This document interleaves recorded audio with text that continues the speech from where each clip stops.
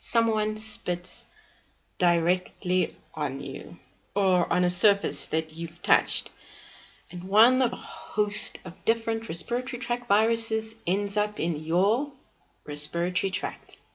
Join us for this episode of Better Body Chemistry TV as we find out what really happens when you catch a cold. Better Body Chemistry TV is brought to you by Dr. Sandy, a scientist turned gremlin buster, helping you battle sugar gremlins, heifer lumps, and other health horribles through Better Body Chemistry. Remember, small things can make a big difference to your health. If conditions are just right, then one or more of the viruses will be able to hook onto one of the cells lining your respiratory tract and attach onto it. The official word for this is the virus has adsorbed. It isn't a typo. It's adsorbs, not absorbs. Once the virus has adsorbed to the cell, it begins the process of getting inside.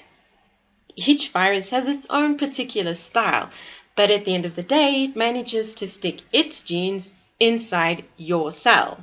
And your cell gets a little confused. So instead of ignoring the extra bits of DNA, your cell treats the bits as normal DNA. And it starts to make copies of the DNA and to translate it into proteins. So in a very short space of time, your cell has accidentally made new virus. Lots of it. The viruses are still trapped inside of the cell. So at this point, they make a plan to get out. Again, each virus has its own way of doing it. The viruses leave, and in their wake, there's damaged and destroyed cells. Now, as soon as the virus arrives in your body, it begins to try and get the problem sorted out. Many chemicals are released. It's actually these chemicals that cause you to run a fever and feel tired and miserable and start to sniff and snot. It takes a few days for your immune system to get on top of things. Antibodies are among the most important substances that the immune system produces to destroy the virus. If you've had a vaccination, the body is able to produce antibodies much quicker, so the virus doesn't have time to cause a lot of damage. Unfortunately, until the antibodies get there in large numbers, well, the virus is able to keep multiplying. And each new virus finds a new cell to invade and uses that cell's equipment to make lots of new viruses, which then pop out and find new cells to invade. In a short space of time, the cells lining your respiratory tract are decimated.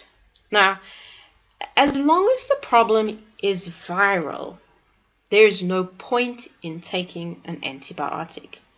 In fact, it takes 7 days to get over a cold if you take an antibiotic, and it takes 7 days to get over a cold if you don't.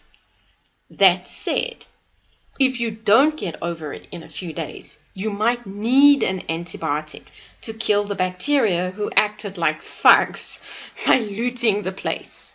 The damage to the cells lining the respiratory tract causes the fancy escalator system of tiny little hairs and sticky mucus that normally ensures any bacteria and other junk don't move down and get stuck in your lungs to cease working optimally. And any bad bacteria moving down is no longer marched out immediately. It gets an opportunity to hang around a little. This is fabulous for the bacteria because it finds itself in a nice, warm, wet environment with plenty of food. And so it does what bacteria do. It starts to multiply. Now, bacteria can multiply very quickly. One bacteria can become 2 in 20 minutes, so it doesn't take too long for there to be lots and lots of bacteria. you now have a secondary infection, which usually means trouble. Now, it's not a given. Bacteria do not always manage to set up a secondary infection. Both genes and environment determine if the bacteria manages to get going. You will probably be able to figure out when you have a secondary infection because your symptoms will extend beyond mild sniffing and snotting. You'll often develop a cough that sounds a bit like a dog barking, and the noise will come from deep inside your chest. Your chest will feel really sore, and the color of what you're coughing, sneezing, and snotting out is no longer clear, but yellow, or worse, green.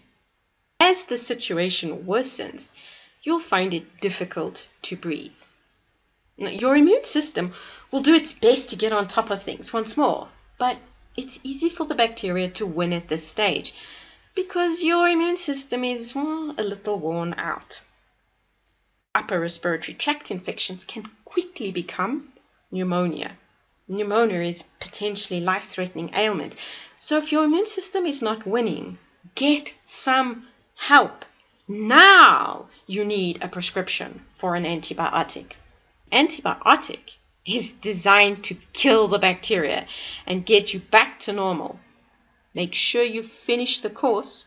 You need to wipe out that bad bacteria completely. Now, if you want to create better body chemistry, only take an antibiotic when you need it. Interested in discovering more ways to create better body chemistry so you optimize your health and the health of your family? Visit our website at www.betterbodychemistry.com. Browse our library or enroll in one of our free e-courses. The advice is simple to follow and based on real science. Taking an antibiotic for the sniffles is not necessary. Spread the word that we need to use antibiotics appropriately by sharing this video. And if you enjoyed the video, be sure to subscribe to our channel so you catch future episodes of Better Body Chemistry TV. Thank you so much for watching, and I'll see you next time. Remember, small things can make a big difference to your health.